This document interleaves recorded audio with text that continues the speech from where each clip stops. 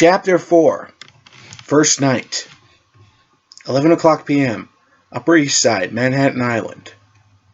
Inside the Battle Falcon, M. Leader was going over and over in his head about what Metamaster could possibly be up to with stealing a sleet vessel loaded with sleet weapons. He was already powerful. What use would he have for weaponry when he could level a city block with his mind? There must be something that Marcus was not seeing, some angle outside the box. So far, the Heroes Legion had been driving around Manhattan for 2 hours, and they hadn't found anything. They had a long way to go before they had cleared the whole city of places to hide. He decided to give a checkup on the rest of the team's progress behind him to keep them on their toes. Anyone found anything yet? Nothing, they all said in unison. Well, at least we all agree on the same thing. And Leader joked in dismay. Keep looking. Only got the Upper West Side and the Harlem left before we searched the Bronx.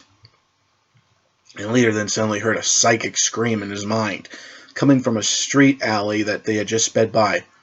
He didn't fully read it, as he didn't have enough time to process it, but he knew it wasn't a Metamaster. It was coming from a female subconscious, and psychic screams could only be heard by him if there was danger. As if to answer his question, Shadow Knight turned his head to look behind his shoulder, and then he unfastened his seatbelt. "She's in trouble." "Who?" asked Raven, who was seated beside him. "A woman in the alleyway, 2 blocks behind us, down the street. She's been assaulted by some goons. They have guns. We have to help her." Shadow Knight, stopping Metamaster is priority number 1. "I'm sorry, but we can't waste time. Hundreds may die if we don't find him immediately," M. Leader pointed out. "You can't be serious," Raven said, appalled. "That woman needs our help," Atlanta said. And then she paused. "Wait, how do either of you know that there's a woman in trouble back there?" "I can detect psychic screams. They are what happens when my mind crosses paths with someone else's mind that is in trouble. Shadow Knight has a kind of radar pulse ability that allows him to basically detect crimes and progress within a 5-mile radius, or whatever, if he concentrates hard enough," And Leader explained. "Look, it doesn't matter. We need to go back," Atlanta pointed out. All eyes turned towards Velocity. "Hey, I want to help her too, but let's think about this. We have a world-class, real-life supervillain out there doing who knows what. And this is New York. This kind of thing happens every second of the night in the city, I hear. Can we and should we get involved with every human problem we come across when this guy I could be trying to blow up the East Coast or something with all that stuff he stole?" "Hey!" Shadow Knight said angrily. "I'll have you know, before I join this fraternity, I fought against a supervillain who tried to destroy an entire city just to demonstrate his bioweapon to terrorists in some mad scheme of his own for world domination. Each of us here can tell a similar tale, I'll bet, but unlike you rookies, I fought against the wrong side of the law. Criminals, thugs, rapists, slime of humanity. So I know this. If we turn a blind eye and justify it as pursuit of the more important goal, and if we don't use our powers to fight evil in whatever form it takes, or wherever we find it, then we're no different than the guy we're trying to stop. And if so, then we got no damn business calling ourselves the Heroes Legion." M. Leader sighed and cursed himself for ever thinking of leaving the woman to her fate. He's right. We're the Heroes Legion, so we'd better live up to the name. Let's go. Alleyway, 11 o'clock p.m. There were 12 of them. All armed, all vicious, all taking a turn tormenting the woman they had in their clutches. The woman in question happened to be a street reporter woman for Channel 6 of NYBN News. Her name was Stephanie Walker, and unlike many other people who got mugged in New York, she knew why and who was doing it. The 12 men attacking her all worked for a low-level crime boss named Red Burns, or as he liked to be called, the Red Baron. She had been doing a story on him and his continuing meteoric rise towards becoming kingpin of the city and all the criminal things he had been accused of being guilty of. Guess he didn't like that she didn't accept his bribe and tried to find evidence to prove his guilt in various crimes that had occurred in the city. One of her contacts must have sold her out. She would have screamed, but they had already managed to gag her, and besides, this was New York. Besides Lunar City, you could scream for help, say people were trying to kill you or rape you. People would shout down, "Chap! I'm trying to sleep here!" She was as good as dead, and in retrospect, if there was a news company in whatever place she ended up in the afterlife, she hoped they'd be kind and make her an anchor woman. One of the goons placed a hand over her and gagged her mouth with a cloth attached to it. She smelled ether, and she became groggy. The Barons, as the street gang was called, let her drop to the ground, dazed, by the chloroform in the rag, and in doing so, unknowingly activated the secret camera pen she had acquired at a spy shop in Queens. It began recording. "Sorry, doll," the scarred one, obviously the leader, said, "but you crossed the boss with your nosy reporter nose. Now we gotta cut it off. But first," he pulled out a knife, "we all drew straws to who got to go first with you. I'm in first. We're gonna give you the last dancing party of your life." The gang was interrupted from their attempted rape by the sound of someone else's voice coming from behind them. "Hey, since I doubt the lady president is interested in your rough plays or wants to party with any of you reprobates, why don't you dropouts try and mess with us instead?" Leader said, his face scowling at the Baron members. Needless to say, the Barons were neither impressed nor scared at the sight of one young adult, a man wearing a metal suit, and several strangely dressed teenagers staring them down, ready for a fight.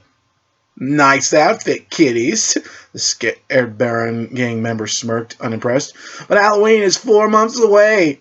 Getting into our business? You kids are either stupid or you have a death wish." "You have a death wish if you don't leave that woman alone," Velocity said fiercely. "Ooh, I'm scared now," said the scared Baron gang member, followed by laughs all around. "This is too rich. Just who the hell are you weirdos?"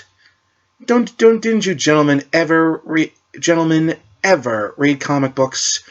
said Raven with a questioning skull. "Nah, we don't read children's books." The scared gang member drew his knife. The others followed suit. "But we'll be more than happy to put you freaks and this woman in the funny pages to read about tomorrow." "That's metahumans," Shadow Knight growled, brandishing his katana. "Losers." The Barons didn't know what hit them.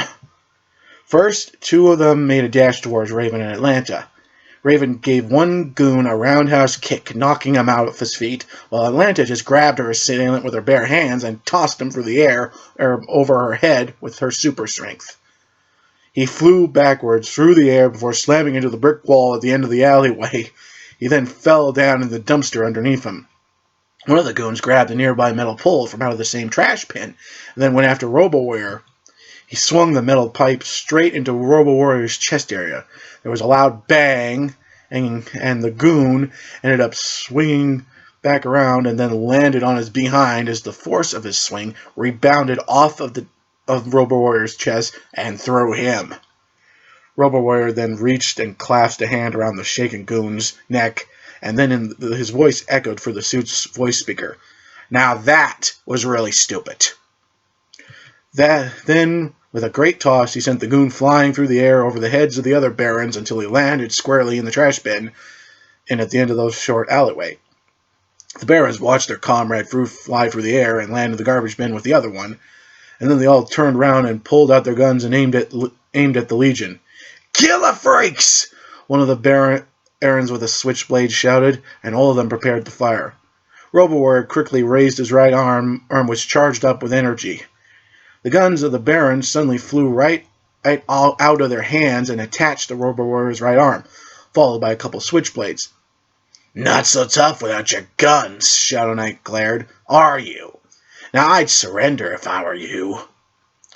All the Barons charged at the Legion with nothing but their bare hands. "Alright guys, let's take them down, but remember, low profile, no powers unless necessary, and keep it simple," Leader said to his team telepathically so that the Barons couldn't hear them. They all agreed, and then they all charged forward to meet the Barons. The Legion then engaged in a fist fight with the Barons. Well, half of it was with fists. 3 of them tried to attack Atlanta and Raven. 2 of them went down when the 2 of them gave a roundhouse kick to their heads. The 2 heroines stood back, waiting for the next attack. 4 more of them attacked, only to be met with kicks, jabs, blocks from the heroines. A few of them changed targets to the other Legion's members, but the rest kept trying to assault the 2 heroines. A few of them managed to regain their guns, which were no longer magnetized to Robo Warrior's arms, and had dropped away from it before the melee had started. Raven noticed that the 3 goons had managed to get it by the rest of the fighting and regain their guns, and were about to turn them on herself and her teammates. Our kind of stump stun, Raven declared, and shot out her hands towards the goons, aiming their guns at her. Green-colored lightning shot out of her hands and struck the goons, who then became dazed, confused, and unable to move until they collapsed under their own weight. Arsacanis Gusto! And with a swish of her left arm, a strong gust of wind blew out in front of Raven and struck the stupefied goons, who were sent flying backwards through the air and joined the rest of their fallen comrades in the dumpster. Atlanta, who had been watching the fighting, gave an nod of approval. Not bad, Raven, she complimented, before giving a stunning backhand blow to a Baron who tried to shank her with a knife from behind. Not bad at all. Right back at you, Atlanta, Raven complimented back. Can't let the boys have all the fun, right? Then she pointed it over to the left of the alleyway. Hey, check out Velocity. Atlanta rolled her eyes. Do I have to? Atlanta turned around and did a double take at what she saw. There was Velocity, dodging fists and knives, and some makeshift weapons the Barons had made out of junk from the alleyway that they could find. With his super speed powers, he easily dodged the Barons' attacks, but that wasn't enough for a guy like Velocity. One of the big guys took a swing at him. Velocity dodged the hit and grabbed the other guy's arms and began directing his punches towards the other Barons. Velocity, while he was doing this, was providing his style of humor to the situation. Quit hitting your own guys with your fists! Quit hitting your own guys with your fists! And when all assailants in his corner were knocked out, then Velocity turned the stunned guy's fist right back around to his own face, knocking the guy cold with his own fist. The shock of the punch caused the unconscious guy to spin around 3 times before collapsing onto the alley floor with the other defeated gang members. Quit hitting yourself with your own fists! Velocity laughed. Hey guys, if we ever go into the show business, I guess we could call ourselves AFVD, America's Funniest Villain Defeats. God, I love this job. Atlanta wouldn't admit it, but she did find that pretty funny. She buried her funny side. She remembered her Atlantean Guardian warrior training and focused on the fight at hand. 4 were left, including the scarred one. 1 went for M. Leader, who quickly dispatched him with a drop kick, and then he turned his attention to the other one, who tried to hit him with a 2x4 with a nail at the end. Shadow Knight faced the other 3 who had come cornered. So tell me, one of you, Shadow Knight's dark voice asked almost courteously, just what exactly did you intend to do with this woman with these knives and so many of you here? You gonna talk or fight, freak? Said the scarred one. You have a gun, didn't you use it? Asked the other one. It's just for show, I bet, the other said. Shadow Knight then laughed.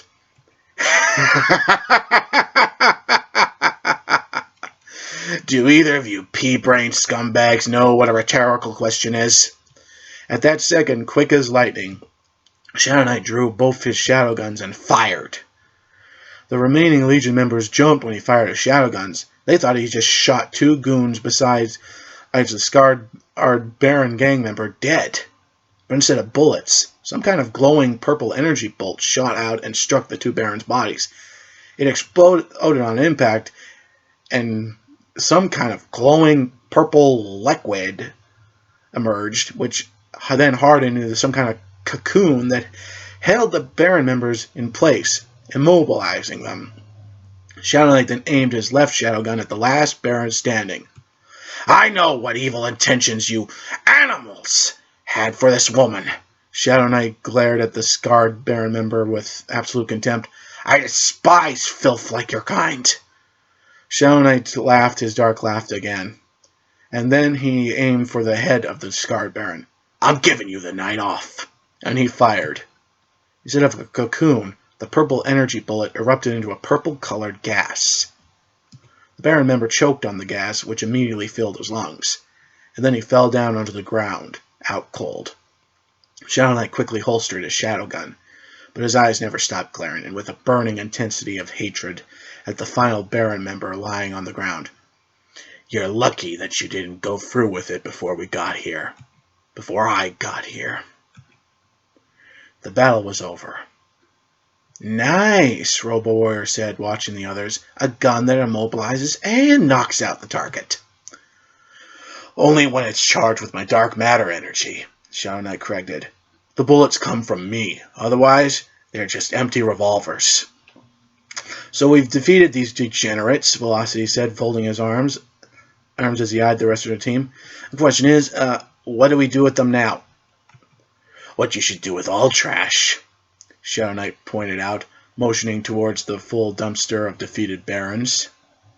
But you already knew that. After loading the last Baron gang members into the garbage bin with the others, M Leader began checking on the woman who had been assaulted by the Red Barons.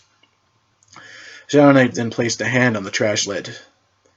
These gang members were planning on having fun with this woman. This is where trash like them belong. And with that, he closed the lid. Wow, Raven commented. You must really hate criminals, huh? Like you wouldn't believe, Shadow Knight answered. But why? Asked Robo-Warrior. Don't get me wrong, I don't like crooks like these either, but you seem to have some kind of personal grudge against them. Against criminals. That's not something any of you need to know, Shadow Knight said, almost growling. Take my word for it. You don't want to know.